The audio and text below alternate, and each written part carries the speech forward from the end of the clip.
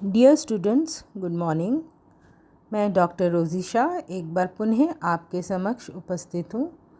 अपनी last class में मैंने आपके साथ समाजशास्त्र का उद्भव टॉपिक को शुरू किया था। आज उसी कड़ी को आगे बढ़ाते हुए मैं आपको भारत में समाजशास्त्र के विकास की प्रवृत्तियों के बारे में बताने जा रही हूँ। अपनी लास्ट क्लास में मैंने आपको पाश्चात्य देशों में समाजशास्त्र के विकास की अवस्थाएं बताई थी। पाश्चात्य देशों में समाजशास्त्र के विकास की प्रथम अवस्था, द्वितीय अवस्था, तृतीय अवस्था और चतुर्थ अवस्था पर आपके साथ चर्चा की थी।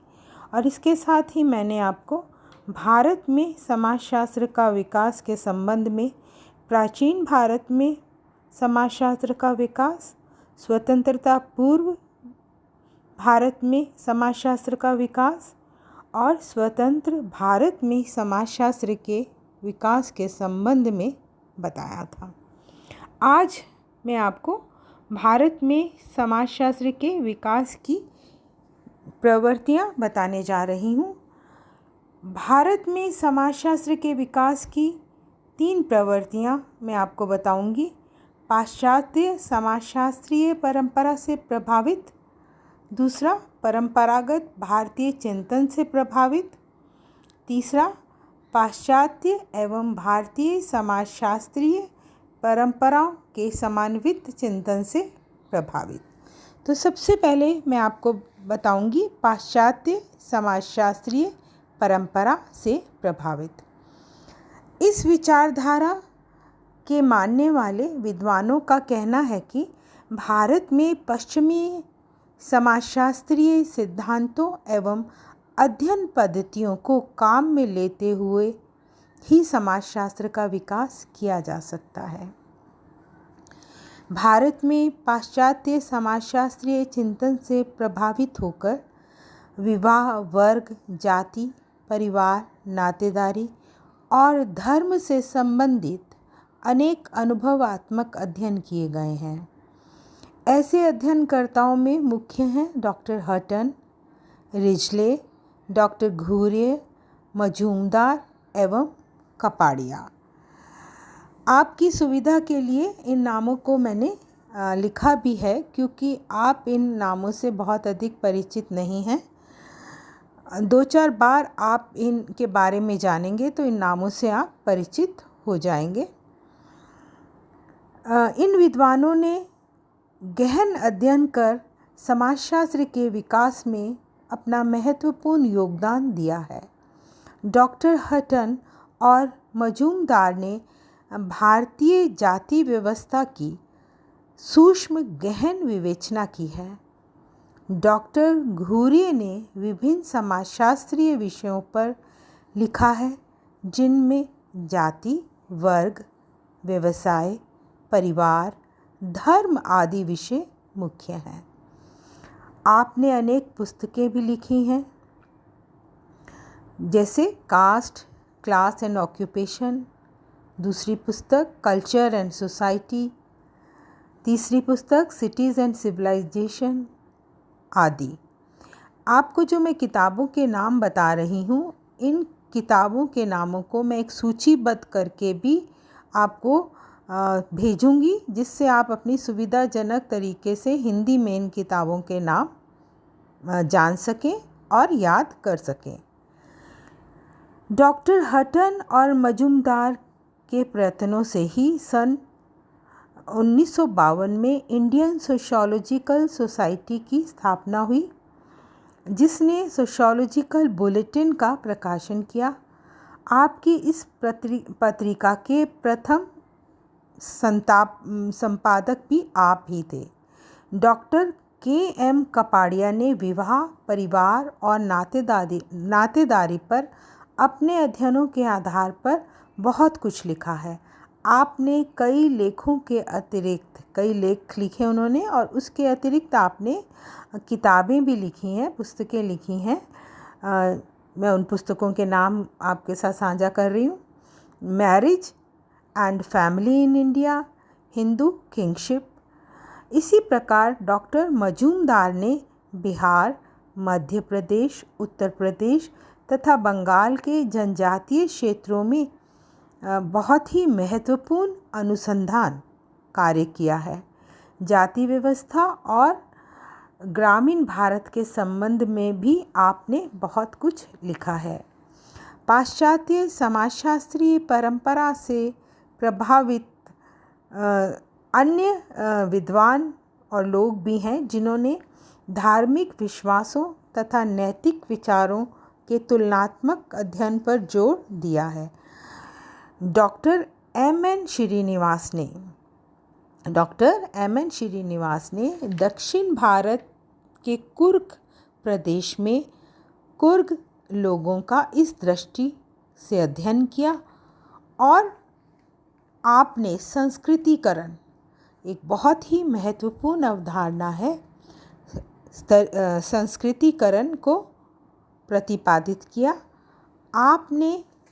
आपने भारत में जाति के संदर्भ में होने वाले परिवर्तनों को समझने हेतु संस्कृतिकरण नामक अवधारणा प्रस्तुत की।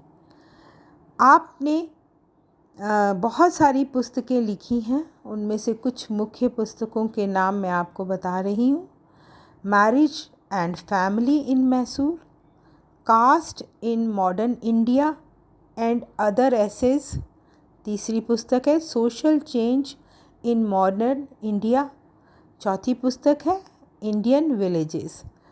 और अभी जिस संस्कृतिकरण अवधारणा की बात मैंने आपसे की, वह उन्होंने अपनी पुस्तक religion and society among the Coorgs of South India में प्रतिपादित की है। आपको इन सब पुस्तकों के नाम हिंदी में मैं सूचीबद्ध करके अलग से एक लेसन के रूप में भेजूंगी। आप उन पुस्तकों के नाम उस सूची में से याद कर लीजिएगा। इसके अतिरिक्त भी अनेक ग्रामीण अध्ययन किए गए। ये अध्ययन अमेरिका और समाजशास्त्रीय परंपरा से काफ़ी प्रभावित हैं। अमेरिका की जो समाजशास्त्रीय परंपरा थी उससे ये अध्ययन प्रभावित हैं, जो मैं आपको अभी बताने जा रही हूँ। Doctor S.C. Dubey, doctor Majumdar, doctor A.R. Desai आदि प्रमुख समाजशास्त्रियों ने ग्रामीण समाज के अध्ययन में विशेष रुचि दिखाई और इनके ये अध्ययन अमेरिका की समाजशास्त्रीय परंपरा से बहुत प्रभावित थे।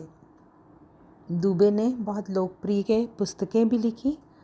पुस्तकों के नाम हैं एन इंडियन विलेज, दूसरी पुस्तक का नाम है इंडियंस चेंजिंग विलेजेस। अपनी इन दो पुस्तकों में शोध कार्यों के आधार पर ग्रामीण समुदायों पर बहुत कुछ आपने लिखा। साथ ही वहाँ चल रहे विकास कार्यों की धीमी गति के कारणों का विश्लेषण भी आपने किया। डॉक्टर मजूमदार ने अपनी सुप्रसिद्ध पुस्तक रूरल प्रोफाइल में ग्रामीण समाज का समाजशास्त्रीय दृष्टि से चित्रण किया है। इसी प्रकार डॉक्टर A.R. देसाई ने भारतीय ग्रामीण समाज पर बहुत सारी सामग्री उपलब्ध कराई। आपकी मुख्य पुस्तकें A.R. देसाई की हैं रूरल सोशियोलॉजी इन इंडिया, और इसके अतिरिक्त भी उनकी बहुत सी महत्वपूर्ण किताबें हैं। समाजशास्त्र की इस परंपरा से संबंधित एवं अन्य प्रवृत्ति सामाजिक और आर्थिक कारकों के एक दूसरे पर पड़ने वाले प्रभावों के अध्ययन से संबंधित है। इस प्रवृत्ति को सामाजिक अर्थशास्त्र के नाम से जाना जाता है। इस प्रवृत्ति के विकास में डॉक्टर राधा कमल मुखर्जी और प्रोफेसर D.P. मुखर्जी का विशेष योगदान रहा। डॉक्टर राधा कमल मुखर्जी ने अर्थशास्त्र का संस्थात्मक सिद्धांत प्रतिपादित किया। आपने बताया कि सामाजिक मूल्य और परंपराएं आर्थिक जीवन को काफ़ी मात्रा में प्रभावित करती हैं। डॉक्टर डीपी मुखर्जी ने अर्थशास्त्र से संबंधित प्राचीन ज्ञान को इतिहास एवं समाजशास्त्र से जोड़ने की दृष्टि से बहुत महत्वपूर्ण कार्य किया। इन दोनों विद्वान, ये जो दोनों विद्वान मैंने आपको बताए हैं, राधा कमल मुखर्जी और डीपी मुखर्जी, अर्थशास्त्री थे, परंतु इन्होंने अपने मौलिक चिंतन और समाजशास्त्रीय दृष्टिकोण के कारण समाजशास्त्र के विकास में काफ़ी योगदान दिया। भारत में समाजशास्त्रीय चिंतन पर पश्चिमी प्रभाव होने के कारण यहाँ समाजशास्त्र का स्वतंत्र रूप से विकास नहीं हो सका। यहाँ समाजशास्त्र में आत्मनिर्भरता का अभाव पाया जाता है। Doctor SC. दुबे की मान्यता है कि भारतीय समाजशास्त्रीय चिंतन और लेखन में उपनिवेशवाद का स्पष्ट प्रभाव अब भी देखने को मिलता है। चलिए अब हम दूसरे पॉइंट पर आते हैं, परंपरागत भारतीय चिंतन से प्रभावित। भारत में समाजशास्त्र के विकास की दूसरी प्रवृत्ति के समर्थकों के अनुसार भारतीय समाजशास्त्रीय चिंतन की धारा का आधार पाश्चात्य समाजशास्त्रीय सिद्धांत नहीं होकर बल्कि भारतीय परंपरागत सिद्धांत होने चाहिए। भारतीय समाज और संस्कृति में कुछ ऐसी विशेषताएं हैं जिन्होंने पाश्चात्य समाजशास्त्रीय सिद्धांतों का अनुसरण करके ठीक से नहीं समझा जा सकता। यानी जो पाश्चात्य समाजशास्त्रीय सिद्धांत हैं, हम उनका अंधाधुंध अनुसरण करके हम ठीक से नहीं समझ सकते। ऐसी स्थिति में भारत में समाजशास्त्र का विकास परंपरागत भारतीय समाजशास्त्रीय सिद्धांतों के आधार पर किया जाना चाहिए। ऐसा करने पर ही हम भारतीय समाज को सही परिप्रेक्ष्य में समझ सकेंगे। इस प्रवृत्ति के समर्थकों में प्रमुख हैं आनंद Kumar Swami, doctor Bhagwan Das, professor A Kesaran, doctor Nagendra Narmadeshwar Prasad आदि। श्री आनंद कुमार स्वामी, डॉक्टर भगवान दास ने भारतीय संस्कृति का काफ़ी गहनता के साथ अध्ययन किया। इन विद्वानों की मान्यता है कि पश्चिम से लिए गए सिद्धांतों और अवधारणाओं के आधार पर हम भारत को ठीक से नहीं समझ पाएंगे। भारतीय समाज और पाश्चात्य समाजों के सामाजिक मूल्य, जीवन दर्शन, संस्कृति में कुछ ऐसे मौलिक अंतर हैं कि पाश्चात्य सिद्धांत यहाँ लोगों को भारतीय समाज को वास्तविक रूप से समझने में मदद नहीं दे सकेंगे। इन दोनों विद्वानों के अनुसार, जिनके नाम मैंने आपको अभी बताए थे, इन दोनों विद्वानों के अनुसार परंपरागत भारतीय विचारों का अध्ययन तार्किक दृष्टि से किया जाना चाहिए। प्रोफेसर सरन ने भारतीय समाज की संरचना के अध्ययन के लिए सामाजिक मूल्यों को भली भांति समझने पर जोर दिया। नर्मदेश्वर प्रसाद ने जाति व्यवस्था के अध्ययन के आधार पर भारतीय समाज और संपूर्ण जीवन व्यवस्था को समझने का प्रयत्न किया। इन सभी विद्वानों की मान्यता है कि भारतीय समाज, सामाजिक संस्थाएं और संस्कृति इतने व्यापक और जटिल हैं कि इनके अध्ययन से हम संपूर्ण भारतीय समाज व्यवस्था को ठीक से समझ सकते हैं। चलिए अब हम पाश्चात्य एवं भारतीय समाजशास्त्रीय परंपराओं के समन्वित चिंतन से प्रभावित प्रवृत्ति को जानते हैं। इस प्रवृत्ति के समर्थकों में मुख्य हैं doctor Radha Kamal Mukherjee, professor DP Mukherjee, doctor GS Ghurye एवं डॉक्टर आर.एन. सक्सेना। इन विद्वानों ने समाजशास्त्र के विकास की दृष्टि से परंपरागत एवं आधुनिक विचारों के समन्वय पर जोर दिया। डॉक्टर राधा कमल मुखर्जी ने बताया कि समाजशास्त्रीय विचारों को भलीभांति समझने के लिए ऐतिहासिक दृष्टिकोण अपनाया जाना चाहिए। आपका मत है कि समाज के सामान्य सिद्धांत को समझने हेतु समाज की संस्तरणात्मक प्रणाली और साथ ही उस समाज में मौजूद अलौकिक विश्वासों के संबंध में जानकारी प्राप्त करना ज़रूरी है। पाश्चात्य समाजशास्त्रीय परंपराओं से प्रभावित होकर आपने भारत में पारिस्थितिकीय समाजशास्त्र के विकास की काफ़ी कोशिश की। आपकी एक प्रमुख देन प्रवासिता का सिद्धांत है। आपने अपने विचारों का प्रतिपादन अपनी किताबों में किया है। उन किताबों के नाम हैं social structure of values, dynamic of morals, social ecology. Doctor D P. Mukherjee ने भारत में समाजशास्त्र के विकास में काफ़ी योग दिया है। आपका दृढ़ विश्वास है कि भारतीय समाज का अपना स्वयं का कोई चिंतन है, स्वयं की कुछ मान्यताएं हैं जिनका अध्ययन किया जाना चाहिए। आप भारतीय समाज को समझने के लिए भारतीय परंपराओं के अध्ययन को महत्वपूर्ण मानते हैं, आवश्यक मानते हैं।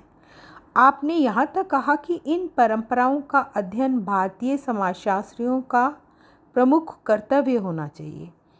आपकी मान्यता है कि भारत में अनुसंधान कार्य केवल पश्चिम के सिद्धांतों, अवधारणाओं, अध्ययन पद्धतियों के आधार पर नहीं किए जाने चाहिए, बल्कि अनुसंधान के लिए भारतीय परंपराओं, संस्कारों, प्रथाओं, जनरीतियों आदि को ठीक से समझा जाना चाहिए और भारतीय संस्कृति पर समय समय पर दूसरी संस्कृतियों का और विशेषकर पश्चिमी संस्कृतियों का प्रभाव भी पड़ा है और इसके परिणाम स्वरूप संस्कृतिकरण एवं सामाजिक परिवर्तन की प्रक्रिया शुरू हुई है।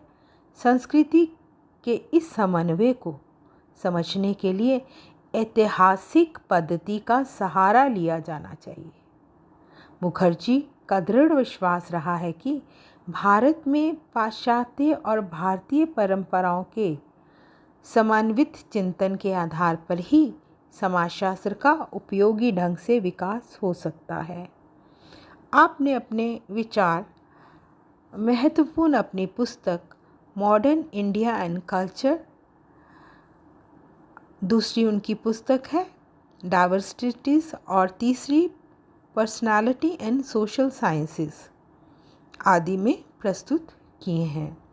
एक उनकी और मुख्य पुस्तक है डी.पी. मुखर्जी की बेसिक कॉन्सेप्ट्स इन सोशियोलॉजी।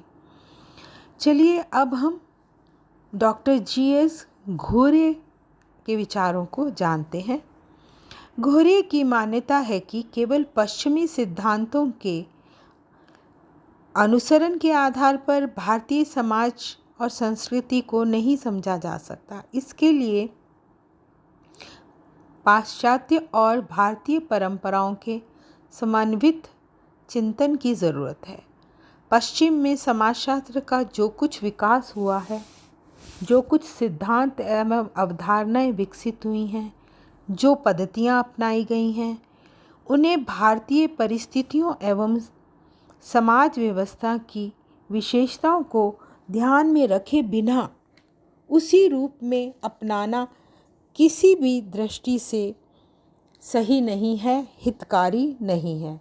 इसलिए उनमें आवश्यकता अनुसार संशोधन करके भारतीय परंपराओं को ध्यान में रखकर समन्वित चिंतन के आधार पर ही भारत में समाजशास्त्र का विकास किया जाना चाहिए।